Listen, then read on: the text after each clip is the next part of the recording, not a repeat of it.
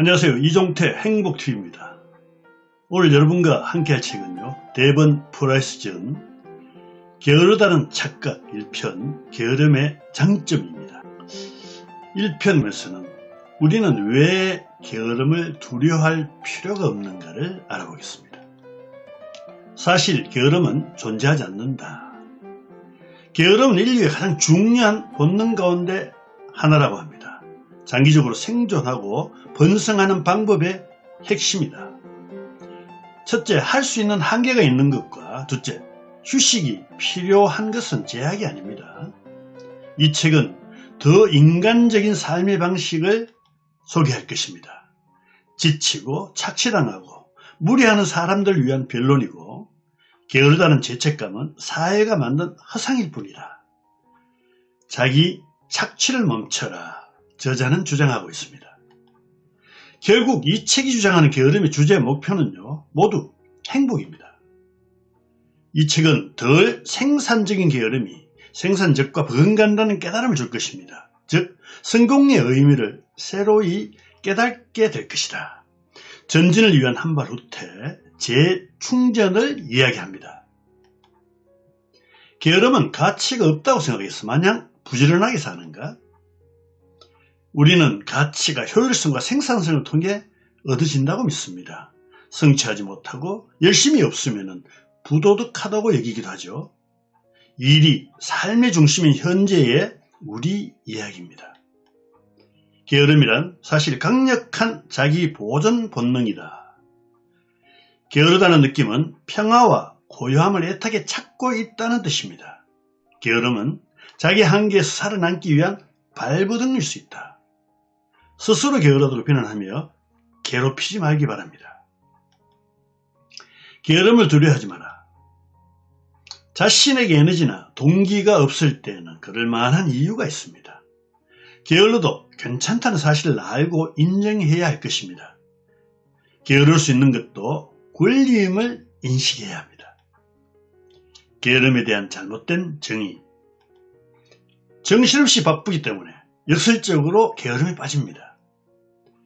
첫째, 바쁘면 정말 중요한 것도 들었을 빈틈이 없어지죠. 둘째, 바쁜 사람은 건강, 가족, 신앙 등에 소홀히 할 수밖에 없죠. 그래서 너무 부지런하면 곧 게으른 것이다. 우리 눈에 게으르게 보이는 사람은요, 다 이유가 있습니다. 첫째, 노숙자 중에는요, 트라우마와 학대 희생자가 많습니다. 둘째, 만성 실업자는요, 적어도 한 가지 이상 정신질환을 앓는 자가 많대요. 둘째, 알코올, 마약 중독자는 매우 다양한 문제를 갖고 있습니다. 따라서 이들도 보이지 않는 많은 문제와 용감하게 싸우고 있습니다. 문제를 겪고 있다면 반드시 사연이 있다. 가정문제, 정신문제, 재정문제, 근심공포, 희망상실, 죄책감 등이죠. 왜 우리는 그토록 힘든 사람을 게으르다고 여길까요? 인간의 고통은 다른 사람 눈에는 보이지 않기 때문이랍니다. 게으름에 대한 오해. 자기 능력의 한계까지 몰아붙이는 게 당연하고 도덕적이라 생각합니다. 둘째, 한계는 없다. 오로지 게으름만 있을 뿐이다. 늘 듣던 이야기죠. 세 번째, 게으르면 사랑받을 자격도 편안할 자격도 없다고 생각합니다. 넷째, 무한 능력을 가졌으니 감정이나 한계를 믿지 마라.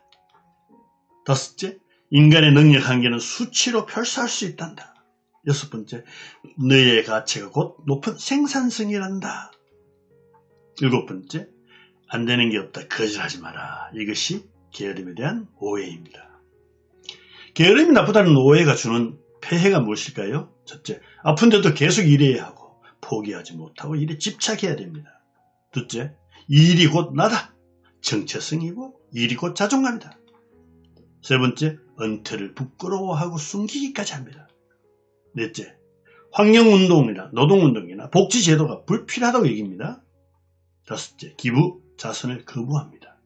여섯째, 휴식, 휴가를 낭비라고 얘기죠. 일곱 번째, 일벌레를 근면성실로 여기는 폐해입니다. 게으름을 거부하기 시작한 유래를 한번 살펴볼까요? 첫째, 한가하면 폭동과 반란을 일으킨다는 제국주의자와 노예제도의 유산이다. 두 번째, 게으름을 비판하고 처벌까지 부추긴 청교도 교리에서 유래되었다. 셋째, 미국의 발전 신화와 가치 체계가 새겨져 있다. 넷째, 새벽종이 울리나 하며 국가 계몽운동으로 몰아붙였다. 다섯째, 밖에서 중노동, 안에서 폭군이 아버지의 자화상이었다. 여섯째, 게으름은 대체해야 할 사회 악으로 여겼다. 일곱 번째, 착취의 당위성으로 이용된 것이 게으름을 거부하는 유래가다. 자, 게으름의 장점. 게으름은 뇌가 휴식하는 신호이고 경고입니다. 뭔가 애쓰지 않을 때 좋은 아이디어가 나오는 경우가 많고요. 창의력이 높아집니다.